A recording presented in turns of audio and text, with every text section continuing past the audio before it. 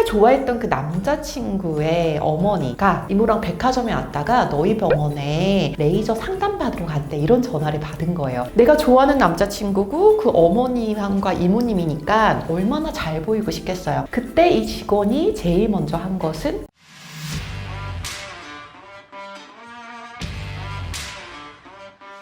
안녕하세요. 병원 언니 정지은입니다. 자, 병원에서 시종일관 앉아서 인사하는 병원 직원들, 원장님이나 또 관리자분들이 보실 때는 답답하신 경우들이 있을 텐데요. 또 요즘에는 워낙 친절한 이 병원 서비스가 강조되어지고 이 서비스가 점점 고품격화 되어가면서 이러한 직원들의 응대 태도가 더욱 중요해지고 있습니다. 자, 혹시 영상 보시는 분들 중에서 앉아서 인사하는 게 어때서? 라고 생각하시는 분들이 계시다면 이 서비스의 기본은 고객과 눈을 마주치면서 인사하고 대화하고 응대하는 것입니다. 자, 그런데 고객은 서 있는데 직원은 데스크에서 이렇게 PC 보면서 앉아 있다면 일단 이렇게 올려다보게 되면서 시선이 맞지가 않습니다. 저희가 요즘에 병원들 매뉴얼 제작을 해주면서 어디까지 매뉴얼을 하냐면 그 피부관리팀의 경우도 이렇게 고객이 베드에 누워있을 때 첫 접점인 경우가 많거든요. 그러면 그냥 머리맡에서 안녕하세요, 누구님 맞으시죠? 이렇게 인사하는 게 아니라 옆으로 다가가서 몸을 숙이면서 최대한 고객과 눈을 마주치려고 하면서 안녕하십니까? 라고 인사하도록 매뉴얼을 제작하고 실습까지 하거든요. 그만큼 차별화된 서비스가 중요해지고 있습니다. 고객이 다가왔을 때 일어나서 눈을 마주치고 직원이 응대를 해준다면 우선은 고객을 응대하겠다는 이 적극적인 의지, 그리고 리셉션이란 곳이 환영의 의미잖아요. 서비스의 적극적인 환영의 의미, 또 눈을 마주치고 상냥하게 응대하는 이 모든 것이 포함된 적극적인 서비스 행동의 기본이 바로 이렇게 서서 적극적으로 인사하는 응대 태도입니다. 그러니까 시종일관 앉아서 이렇게 무성의하게 응대하는 직원 하니까 제가 진짜 10년도 더 된 일이겠죠. 예전에 병원 컨설팅 회사에 근무할 때 생각이 나는데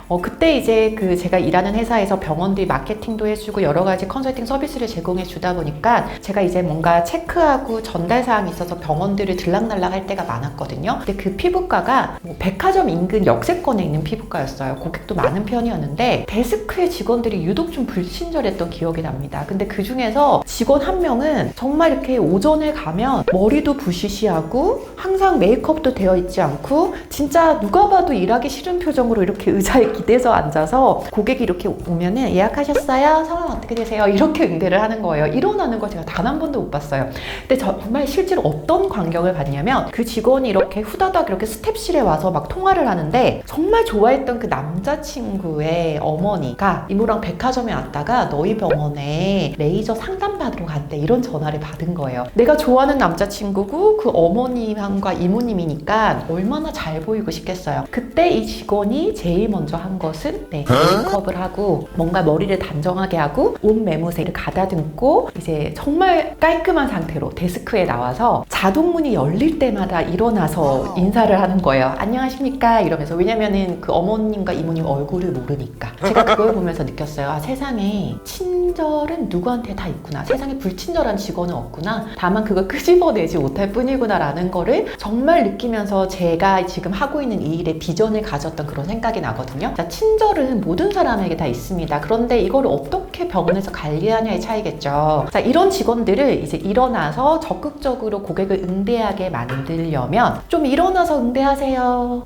이제 우리 고객 오면 좀 일어나서 응대합시다 라고 이렇게 한다면 될까요? 상당히 잔소리 같이 느껴질 수 있고요. 물론 이렇게 말귀를 알아듣고 또는 상사의 의견을 존중해서 하는 직원도 있겠지만 얼마 못 갑니다. 이미 문화가 돼버렸다면 더더욱이 그렇죠. 자, 이래서 뭐가 중요하냐면 매뉴얼이 중요합니다. 자, 매뉴얼이라는 것은 구두상으로 만들 수 없는 이 시스템을 만들어주는 게 바로 매뉴얼이거든요. 이거 이렇게 좀 하세요. 우리 앞으로 좀 이렇게 해요. 이거 왜 이렇게 했어요? 이런 모든 것들은 사실은 다 구두상으로 이렇게 전해지게 되면 직원들은 잔소리라고 생각을 하게 되거든요. 자, 이것을 할 수 있는, 그러니까 매뉴얼화 할 수 있는 여러 가지 방법 중에서 가장 간단한 첫 번째 방법은 공지 형식의 페이퍼를 만들어서 배포하고 또 직원들이 볼 수 있는 곳에 부착하는 것입니다. 자, 공고문이 될 수도 있고요. 또는 공지사항이 될 수도 있죠. 뭔가 직원들한테 정확하게 액팅하는 것 또는 병원의 제도가 바뀐 것, 이런 것들을 전달할 때는 단톡으로 해서는 안 됩니다. 정확한 공고문, 공지문이 나와줘야 되죠. 몇 월 며칠자로 데스크에 근무하는 직원분들은 고객 입장 시 자리에서 자리에서 일어나서 고객 응대를 시행하도록 한다라든지